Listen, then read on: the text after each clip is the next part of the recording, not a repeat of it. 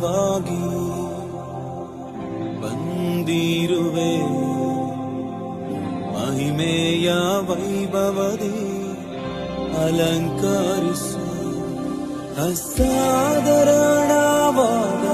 ಮಹಿಮೆ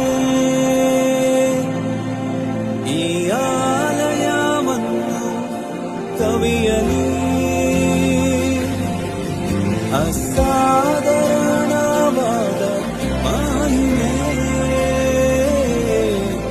ಈ ಆಲಯವನ್ನು ಕವಿಯಲಿ. ಮಹಿಮೆ ಮಹಿಮೆ ಯೇಸು ಅಪ್ಪ ನಿನ್ನ